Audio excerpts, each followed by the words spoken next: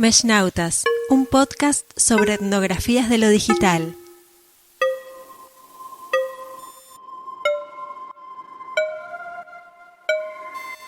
Bienvenidos, bienvenidas, bienvenides a una nueva entrega de Meshnautas. La idea de estos podcasts es hacer una especie de etnografías, audioetnografías de lo digital. Por eso vamos entrevistando a distintos colegas, etnógrafos, etnógrafas que están trabajando con objetos atravesados por lo digital, con objetos completamente digitales, y nos van contando, nos van relatando sus experiencias de trabajo, sus modos de construcción, sus principales reflexiones, sus obstáculos, sus miedos, todo aquello que los atraviesa mientras van etnografiando lo digital.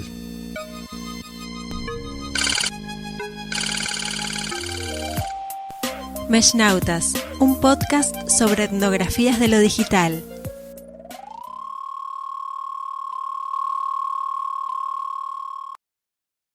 Hola, ¿qué tal? Mi nombre es Florencia Adorno, tengo 27 años y soy argentina. Estudié la licenciatura en Ciencias Antropológicas en la Universidad Nacional de Río Negro, en Bariloche. Yo soy barilochense, pero me mudé hace algunos años a Capital Federal y ahora estoy terminando mi maestría en Antropología Social en la UBA y empecé ahora en abril como becaria doctoral en CONICET, también haciendo el doctorado en la UBA. Además de esto, formo parte del equipo de investigación del OISTE, que es el Observatorio Interuniversitario de Sociedad, Tecnología y Educación, que nuclea las universidades la UNSAM, la UNPAS y la UNIPE, en donde buscamos abordar, investigar cuestiones relacionadas con la educación superior argentina en este contexto de cambios tecnosociales y buscamos debatir distintos aspectos que integran este sistema educativo, desde lo que pasa con los estudiantes, con los docentes, pedagogías, prácticas, desde distintos aspectos. El tema de investigación. Mi tema de investigación está vinculado con agrupaciones ciber y hacktivistas nucleadas principalmente en Capital Federal, Argentina. Digo principalmente porque al tener parte clave, digamos, de la militancia digitalizada, si bien los encuentros que hacen físicos se realizan mayoritariamente en Capital Federal, hay muchos participantes que viven en otros lugares o que viajan. Es bastante dinámico en ese sentido y permite la participación de gente que no se encuentra dentro de Capital.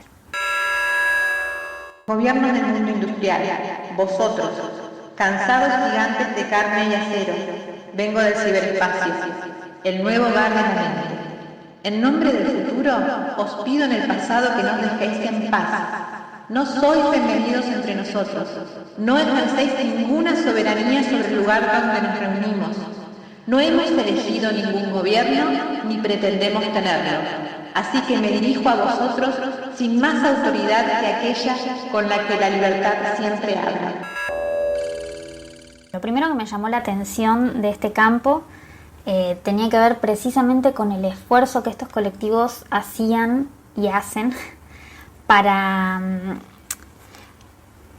ir un poco más allá de las posibilidades de reunión y de acción y de organización que permiten las distintas plataformas digitales, en las cuales muchos de ellos crean en función de las necesidades de sus grupos, para buscar y fomentar espacios y encuentros físicos.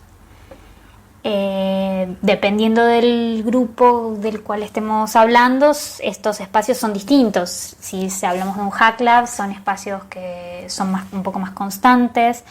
Hay algunos otros grupos que tienen encuentros un poco más esporádicos, pero sí está constantemente esta necesidad de juntarse. Algunas de las estrategias que usan son dar capacitaciones a otros espacios, capacitaciones entre ellos, y generan además producciones de muy diverso tipo, tanto impresas como digitales, scenes, cuestiones artísticas, tutoriales, también hacen muchas producciones audiovisuales, memes y también hacen denuncias legales, artísticas. Todo esto requiere una importante organización, criterios de organización específicos en algunos casos.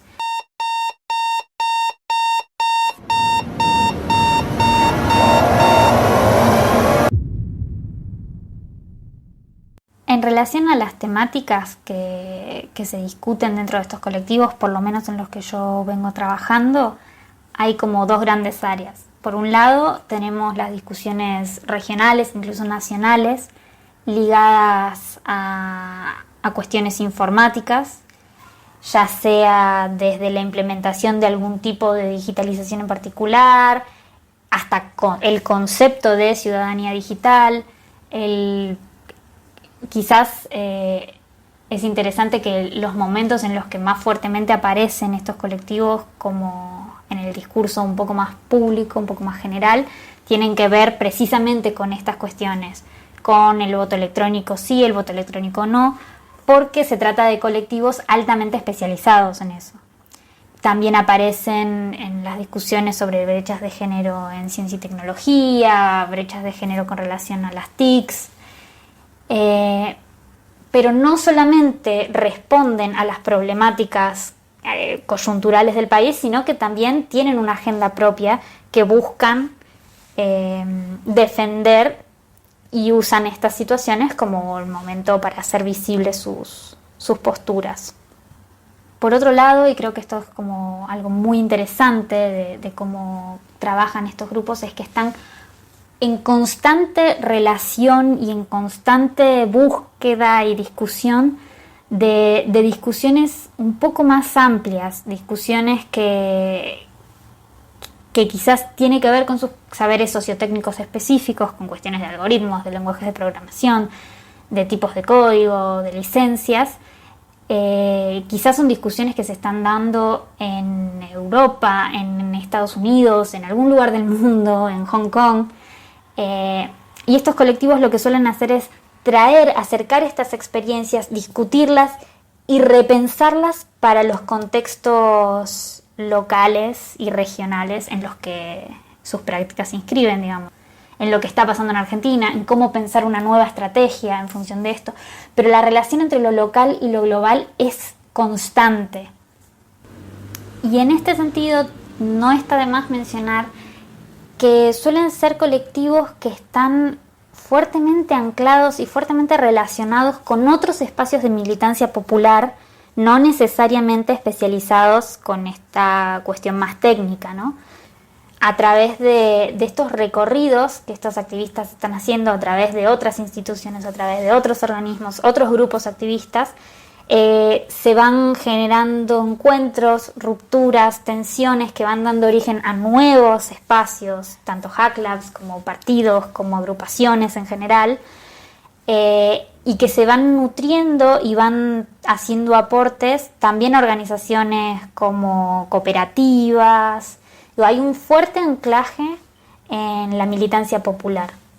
A mí puntualmente me interesa rastrear estas trayectorias, estas estrategias, entender cómo se conjuga un saber técnico tan específico con militancias un poco más amplias y cuáles son las estrategias, prácticas que estos militantes no solamente buscan transmitir, sino cómo organizan su militancia para transmitir algo que en general cuesta ser recepcionado por el resto de la población, que quizás le teme a estas cuestiones que suelen pensarse como estrictamente técnicas y que suelen verse como vaciadas de contenido ideológico o político.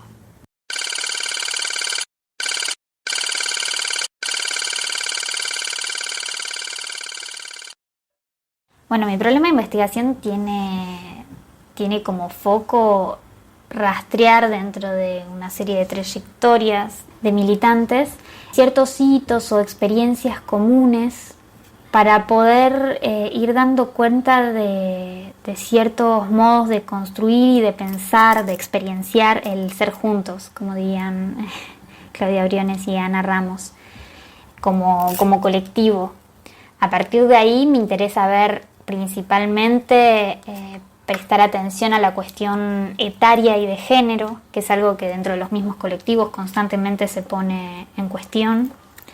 También ver un poco cuáles son los saberes que se ponen en juego, que se valoran, que no se valoran, pero todo es a partir de entender cómo están experienciando este ser juntos como colectivo. En función de esto también me interesa pensar cuáles son las estrategias privilegiadas para distintos objetivos políticos. ¿Cuáles son los criterios para elegir una forma de organización en vez de otra? ¿Por qué no un hack club o por qué un ONG o por qué no una cooperativa? ¿Y cómo se está pensando la búsqueda de llegar a aquellos que no comparten sus conocimientos técnicos específicos? Entonces, hay también ahí una construcción del otro que me parece súper interesante, que creo que es muy diversa y muy rica dentro de estos colectivos. Etnografías de lo digital. Esto es Meshnautas Podcast. Bueno, mi hipótesis es un poco cantada. Tiene que ver con que hay diferencias entre no solo la forma de experienciar ese ser juntos, sino en las trayectorias, en las formas de relacionarse con la tecnología, entre mujeres, entre varones, entre personas no binarias. También dependiendo de las edades, no es lo mismo lo que llamamos un nativo digital que una persona que fue aprendiendo la tecnología conforme ésta fue surgiendo, una persona quizás más grande. Para mí esto es clave para entender cómo están organizadas y cuáles son las discusiones prioritarias en este momento dentro de los grupos. Es algo que no se puede ignorar. Y también me parece importante entender que todas las discusiones globales que estos colectivos están retomando están constantemente siendo puestas en aspectos regionales, y eso no es menor. No están discutiendo cuestiones que quizás uno ingresa y pensaría que son completamente lejanas, sino que están buscando puntos de conexión con lo local, con lo regional, en función de una acción política. Eso me parece súper rico y súper interesante.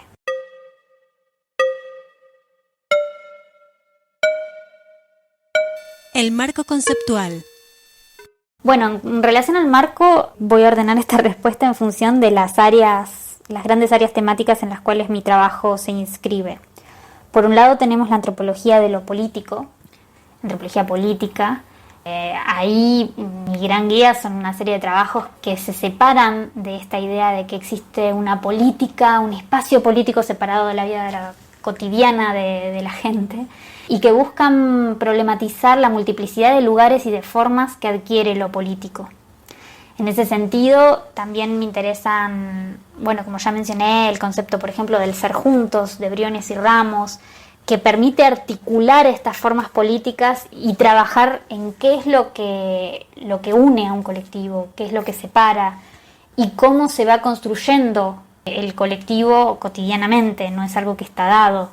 Desde la perspectiva de los trabajos de movimientos sociales, me interesa quizás un poco más esta cuestión de reconstruir el campo político y social en el cual cierto movimiento, cierta agrupación, cierto reclamo político se está dando. Entender cuáles son las movilidades, las pertenencias, las prácticas en un contexto más amplio. ¿Por qué grupos? ¿Por qué espacios? ¿Por qué barrios? ¿Por qué instituciones se mueven estos militantes? ¿Qué es lo que permite que estos militantes se muevan por esos espacios? Y en ese sentido, una serie de trabajos que son infaltables a mi criterio son todos los trabajos que tienen que ver con la hegemonía, con el poder y sobre todo con las formas de resistencia, que quizás son formas más o menos explícitas, pero que permitan ver resistencia en la vida cotidiana, en las pequeñas prácticas que construyen estos colectivos. Bueno, por otro lado, de la antropología de lo digital, me sirven y me importan mucho las discusiones que se dan en torno a ciertas tensiones entre lo virtual y lo real, o lo físico, o lo empírico, depende, bueno, como quien lo esté trabajando. La tensión entre lo que ocurre online y lo que ocurre offline, Para mí es importantísimo dejar de pensar el ciberespacio como un poco como lo que se planteaba antes con la política, ¿no? Como una cuestión separada, divorciada de la vida social cotidiana, y empezar a entender que en realidad lo que ocurre ahí adentro está fuertemente condicionado por lo que ocurre afuera y viceversa. No es posible estudiar, por ejemplo, las formas de militancia online, las decisiones que se toman y que van desde qué plataforma utilizamos hasta prácticas, no sé, de DOS, ataques, o cuestiones más activistas. Pero todo eso es impensable si no comprendemos las prácticas offline que esas mismas personas están realizando.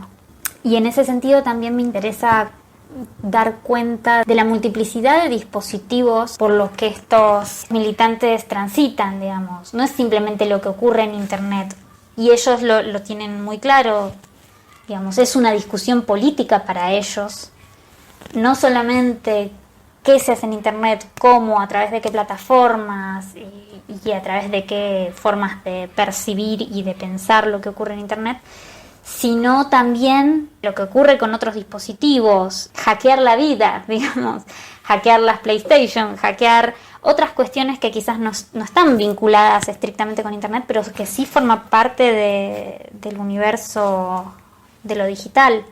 Hay bandas de música que su música es producida por consolas viejas hackeadas, y esto es algo que es valorado, es producir a partir de objetos digitales.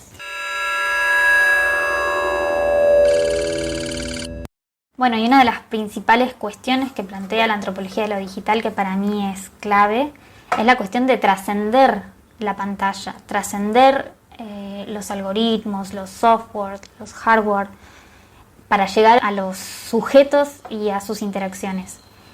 Y lo que me parece interesante de este campo en particular es que es una cuestión que es planteada políticamente desde los militantes. Entonces, me parece que rastrear cómo se piensa trascender, cómo se piensa la relación entre usuarios y objetos, dispositivos digitales, no solo es interesante desde una cuestión como más teórica, sino también entender cómo ellos están conceptualizando esas relaciones. La etnografía de con en lo digital. Para hacernos escuchar a los hackers, a veces nos toca taparnos la cara, porque no nos interesa que vean nuestro rostro, sino que entiendan nuestra palabra. La máscara puede ser de Guy Fawkes, de Salvador Dalí, de F-Society, o en algún caso la marioneta de un sapo con cresta. Por afinidad, esta vez fui a desenterrar a un difunto para prestarme su pasamontaña. Creo entonces que debería aclarar que el subcomandante Marcos es inocente de todo lo que aquí se cuenta, porque, además de estar muerto, no le consulté. Espero que su fantasma, si se entera de alguna hamaca chapaneca, sepa encontrar la bondad para, como dicen allá, desestimar este deepfake, con el mismo gesto con que se aleja un insecto inoportuno, que bien podría ser un escarabajo. Esto que acabamos de escuchar es un fragmento de un do-it-yourself, una especie de tutorial, hágalo usted mismo, para robar bancos. Se llama Hackback y fue publicado a fines del año pasado después de un hackeo en un banco en un paraíso fiscal. Me interesa puntualmente porque hace mucho énfasis en estas cuestiones que venimos hablando. Retoma ciertos valores globales o universales del hacktivismo, como puede ser el anonimato, la crítica a las grandes empresas, a ciertos grupos de poder, pero les da una vuelta de tuerca y decide, por ejemplo, ocultarse el rostro con un pasamontañas zapatista, que en nuestra región está íntimamente ligado a la dignidad indígena, al decolonialismo, al combate anticapitalista, pero teñido con una cuestión regional muy fuerte. Aún así, con el pasamontañas y el cambio de nombre, muchos de los que apoyan mis acciones quizás van a prestar demasiada atención a mi persona. Con su propia autonomía hecha trizas por una vida entera de dominación, estarán buscando un líder a seguir o una heroína que les salve. Pero detrás del pasamontañas solo soy una niña. Todos somos niños salvajes. Nosotros solo tenemos que colocar una estrella en llamas en nuestros corazones. Por otro lado, en su anonimato toma la voz de una mujer niña Y es imposible disociar ese posicionamiento del auge y la potencia que tiene el movimiento feminista en nuestras latitudes en este momento.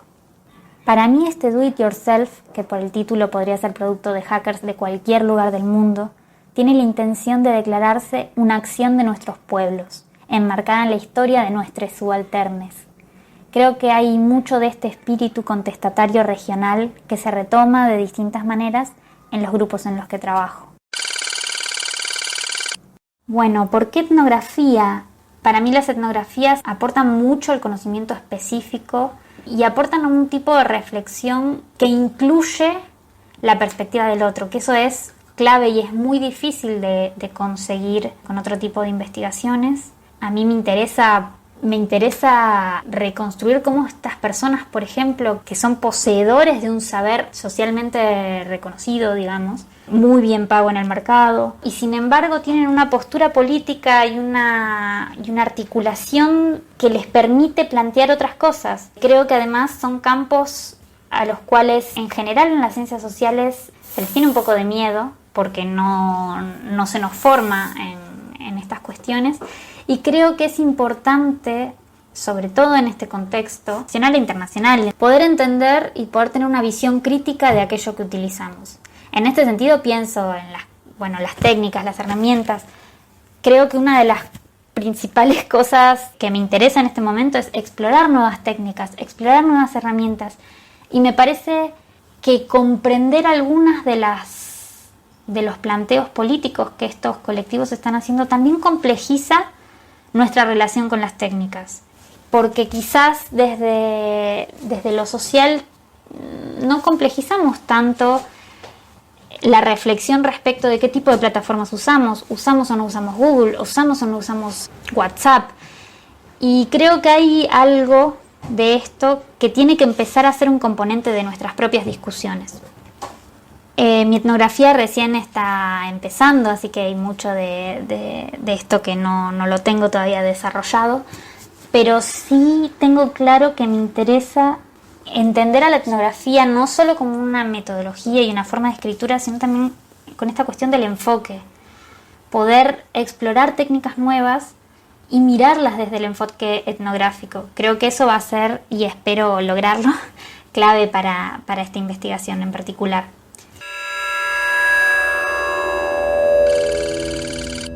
Bueno, gracias por la escucha. Espero que nos encontremos pronto con más trabajos, con más preguntas y cuestiones que nos vayan acompañando en estas reflexiones, investigaciones dentro del mundo de la etnografía digital. Les mando un abrazo enorme a todos. Meshnautas, un podcast sobre etnografías de lo digital. Con el apoyo del Observatorio Interuniversitario de Sociedad, Tecnología y Educación, OISTE. Y hasta aquí llegamos con Meshnautas. Los esperamos en el próximo capítulo con una historia más de las navegaciones meshnáuticas. Hace Meshnautas Daniel Daza Prado. Pueden conocer más sobre nuestro trabajo en el grupo de Facebook Círculo de Estudios Antropología de lo Digital. Los meshnautas.